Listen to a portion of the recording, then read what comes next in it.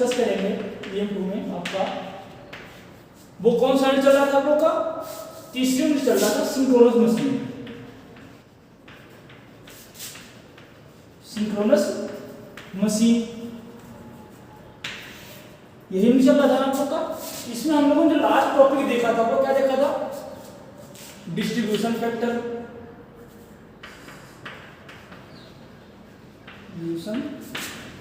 Factor और कौन सा देखा था, पिच फैक्टर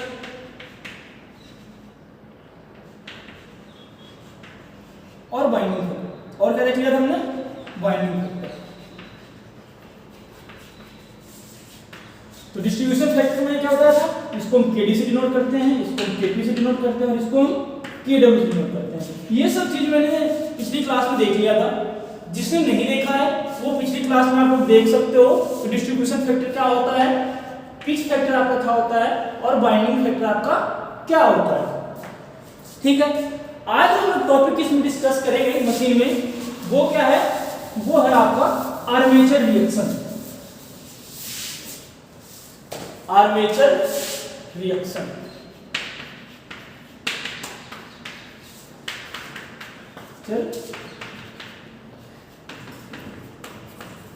रिएक्शन। तो आर्मेचर रिएक्शन आपका होता क्या है, किसको बोलते हैं आर्मेचर रिएक्शन। मैंने इससे पहले जब आप लोगों ने मशीन जब फर्स्ट पढ़ा था उसमें मैंने आप लोगों को क्या करवाया था, आर्मेचर रिएक्शन करवाया था किसमें, डीसी मोटर। तो कहीं पे भी अगर मोटर है तो हर एक मोटर में आपके पास में ये टॉपिक जरूर आता है कि आर्मेचर रिएक्शन होता क्या है। और आपके पास में ये क्वेश्चन कम से कम 2 नंबर में तो हमेशा पूछा जाता है कि आर्मेचर रिएक्शन हम किसे बोलते हैं।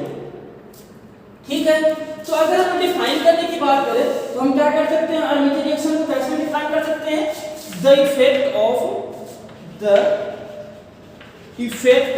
Of armature flux to the effect of armature flux to the flux provided by field, to the flux provided by field। मतलब कहने का मतलब क्या होता है कि जो इफेक्ट आपके पास में क्या होता है, कोई भी इफेक्ट आर्मेचर के पे जो पड़ता है किसके कारण से, जब हमारे फील्ड में क्या होता है, फ्लक्स, जो फ्लक्स में फील्ड के द्वारा तो हमारे पास क्या हो रहा है कि जब फील्ड के कारण से जो फ्लक्स क्रिएट हुआ और उसके कारण जो हमारे आर्मेचर पे क्या इफेक्ट पड़ता है उसे हम क्या बोलते हैं, आर्मेचर रिएक्शन बोलते हैं। The effect of armature flux to the armature flux to the flux produced by field. मतलब जो आर्मेचर का फ्लक्स है और जो हमारे फ्लक्स फील्ड के कारण से प्रोड्यूस हुआ है, इसके कारण से जो हमारे पास में इफेक्ट हो रहा है उसे हम क्या बोलते हैं, आपका आर्मेचर रिएक्शन बोलते हैं। ठीक है, अब इसके बाद आप लोगों ने पिछली क्लास में एक चीज और पढ़ा था, जो आपके पास में जो मशीन और फर्स्ट पढ़ रहे थे उसमें क्या पढ़े थे, पावर फैक्टर कैसे कैसे चलता है अगर हमारे पास लोड अलग अलग हो तो नेक्स्ट टॉपिक इसमें क्या है, effect of power factor in different types of load. मतलब कि आर्मेचर रिएक्शन अगर डिफरेंट टाइप्स के जो लोड है उसके effect of power factor in different types of load and armature reaction. मतलब आर्मेचर रिएक्शन के केस में हमें क्या देखना है कि अलग अलग जो पावर फैक्टर है, अलग अलग जो पावर फैक्टर की वैल्यू होगी वो अलग अलग लोड पे क्या हो सकती है। तो देखो हमें क्या पता है कि जैसे कि आप सबको एक बात और पता होगा कि जो अगर हम बात करें इलेक्ट्रिकल में तो लोड कितने प्रकार का होता है, इलेक्ट्रिकल में 3 लोड है। कौन कौन सा है आपको पता होना चाहिए, रेजिस्टिव, आपके पास कौन कौन सा लोड है, 3 लोड आता है। कौन कौन सा आता है, फर्स्ट आपके पास में रेजिस्टिव आता है, दूसरा कैपेसिटिव इंडक्टिव, और तीसरा लोड आपके पास में कौन सा आता है, कैपेसिटिव आता है। यही तीन प्रकार का लोड है, रेजिस्टिव लोड है, इंडक्टिव लोड है और कैपेसिटिव लोड है। यही तीन प्रकार का लोड इलेक्ट्रिकल में चलता रहता है। तो अगर हमारे पास में क्या है, मैंने क्या बताया था कि अगर आपका लोड प्योर रेजिस्टिव है, if the load is pure resistive, मतलब क्या है कि अगर आपका लोड क्या है, प्योर रेजिस्टिव है, तो in this case power factor is unity. अगर ऐसा कोई केस आता है तो हमारे पास जो पावर फैक्टर की वैल्यू होगी वो कितनी होगी, यूनिटी होगी। कब होगी, जबकि आपके पास में लोड क्या होना चाहिए, प्योर रेजिस्टिव होना चाहिए, और ये बिल्कुल पॉसिबल है नहीं, ठीक है ना। ये आइडियल कंडीशन के लिए होता, तो ये पॉसिबल हमारे पास में नहीं होता। अगर आपके पास में प्योर रेजिस्टिव लोड है तब जाके क्या होगा, आपके पास में पावर फैक्टर क्या होगा उस कंडीशन में, उस कंडीशन में आपके पास जो पावर फैक्टर की वैल्यू आएगी वो क्या आएगी, यूनिटी आएगी। और एक बात और हमें पता है कि जो पावर फैक्टर है इसको हम cos फाई से डिनोट करते हैं, और पावर फैक्टर की जो मैक्सिमम वैल्यू होती है वो कितना होता है, 1। अगर कहीं पे भी मैक्सिमम वैल्यू पावर फैक्टर की हम ले सकते हैं तो वो कितना ले सकते हैं, मैक्सिमम से मैक्सिमम 1 ले सकते हैं, और उस टाइम पे एंगल कितना होगा, उस टाइम पे जो cos एंगल होगा वो आपके पास में 0 डिग्री होगा। तो अगर आपसे कोई पूछता है कि पावर फैक्टर का मैक्सिमम वैल्यू किस एंगल पे पाया जाता है या किस एंगल पे होगा, तो उस कंडीशन में आपके पास जो एंगल आएगा वो 0 डिग्री आएगा, ठीक है। दूसरा आपके पास में क्या है, इंडक्टिव लोड। कभी भी अगर इंडक्टिव लोड है, अगर लोड आपके पास में क्या है, इंडक्टिव है, तो आपके पास में पावर फैक्टर हमेशा क्या करेगा, लैगिंग करेगा, हमेशा लैग करेगा। मतलब करंट को क्या करेगा, वो जो वोल्टेज और करंट के बीच में क्या, करंट को क्या करता रहेगा, जो वोल्टेज वाला केस को क्या करेगा, पीछे को छोड़ता रहेगा।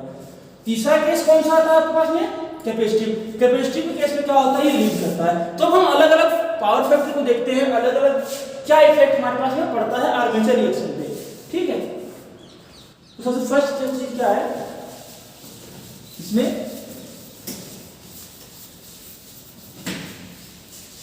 Armature reaction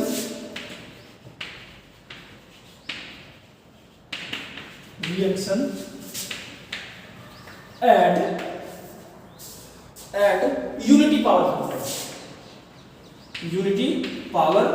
factor. देखो यूनिटी पावर फैक्टर कब होगा, जबकि हमारे पास में वोल्टेज और करंट, वोल्टेज आई ई ए, अगर हम देते हैं ई ए, ई बी और ई सी, तीन फेज हम ले रहे हैं। तो अगर वोल्टेज जो है ई ए और आई ए, ई बी और आई बी एंड ई सी और आई सी, मतलब तीनों क्या हो, अगर एक ही फेज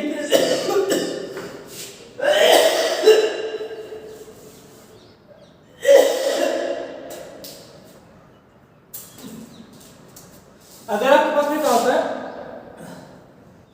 वोल्टेज और जो करंट है वो क्या होना चाहिए, अगर एक ही फेज से है एक टाइम पे, तो क्या होगा, उस कंडीशन में आपके पास में क्या होगा, पावर फैक्टर आपके पास में यूनिटी होगा। मतलब करंट और वोल्टेज क्या होना चाहिए, सेम टाइम पे सेम जगह पे है, तो उस कंडीशन में आपके पास क्या होगा, यूनिटी पावर फैक्टर होगा। और ये पॉसिबल कब है, जबकि आपके पास में लोड क्या होना चाहिए, लोड प्योर रेजिस्टिव होना चाहिए। अगर लोड प्योर रेजिस्टिव है तब जाके क्या होगा, ये कंडीशन आपके लिए क्या होगा, पॉसिबल होगा, अदरवाइज ये पॉसिबल नहीं है।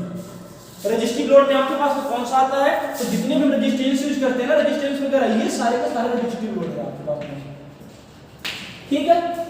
अब हम क्या करते हैं, देखते हैं armature reaction eight lagging power factor. Armature reaction eight lagging power factor.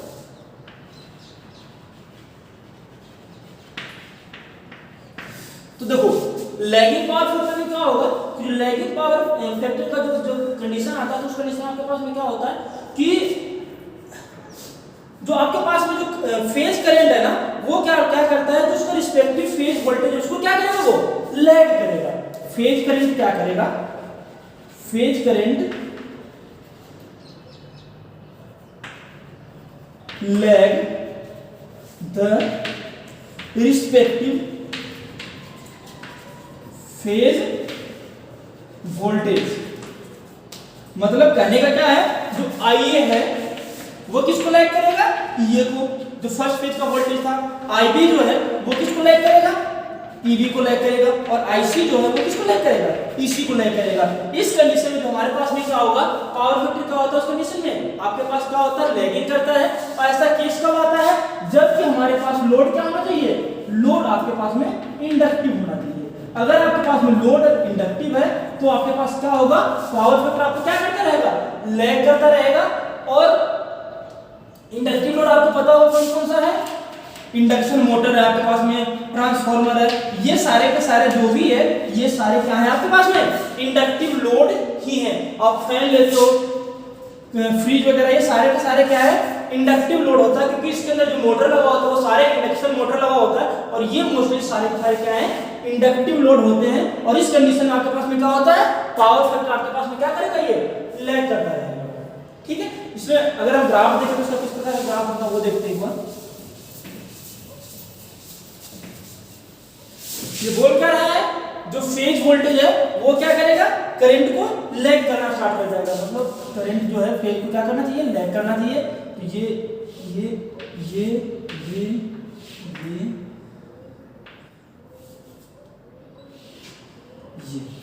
ठीक है। अगर ये है, यहाँ पे क्या हो गया, IA EB IB EC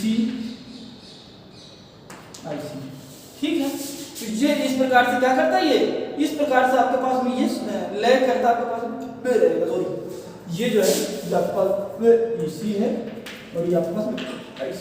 तो ये इसका लैगिंग पावर फैक्टर का आपके पास में क्या है, इसको ये इसका फेजर डायग्राम है, फेजर डायग्राम। ठीक है, अगला जो टॉपिक इसमें है वो क्या है, power factor at capacitive load ले लो चाहे लीडिंग, आर्मेचर रिएक्शन है leading power factor, armature reaction at leading power factor. तो अगर आपके पास में क्या आता है कि लोड प्योर कैपेसिटिव है, pure capacitive load, pure capacitive load है, तब जाके आपके पास में क्या होगा, जो पावर फैक्टर है वो क्या होगा आपके पास में, वो लीड करेगा। किसको लीड करेगा, जो रिस्पेक्टिव फेज वोल्टेज है, रिस्पेक्टिव फेज वोल्टेज को क्या करेगा, ये लीड करना आपके पास में स्टार्ट कर देगा। और इस कंडीशन में ये होता कब है, जो आपके पास में क्या होता है, प्योर कैपेसिटिव लोड होना चाहिए। और इसका सबसे अच्छा एग्जांपल क्या होता है, सिंक्रोनस मोटर। सिंक्रोनस मोटर को हम क्या करते हैं, अगर बिना लोड के चलाते हैं तो एज ए बिल्कुल लीडिंग पावर फैक्टर के लिए क्या करता है, ये काम करता है, पावर फैक्टर बढ़ाने का काम करता है। कैपेसिटर बैंक में यूज करते हैं, ठीक है ना। और आगे जो चीजें आती है वो क्या हम देखते हैं इसमें, क्या बोलते हैं इसको, कि अगर इसका हम फेज देखें, वो जो ग्राफ देखें तो ग्राफ कैसा बनना चाहिए इसका ग्राफ की बात करें तो ग्राफ इसका इस प्रकार का आता है।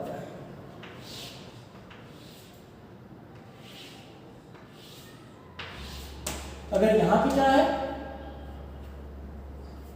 ये है, यहां पे क्या आएगा, IA, यहां पे EB है, तो यहां पे क्या होना चाहिए, IB, और यहाँ पे EC है, तो यहाँ पे क्या होना चाहिए, IC होना चाहिए। ये मतलब लीडिंग की कंडीशन आपके पास में ऐसा ही चलता रहता है। तो ये आपके पास क्या था, फेजर डायग्राम था। यहीं तक आज आपकी क्लास थी। और ये जो क्लास होगा जो है, ये बहुत इंपॉर्टेंट क्वेश्चन है। अगर पूरा आएगा तो 10 नंबर में आएगा।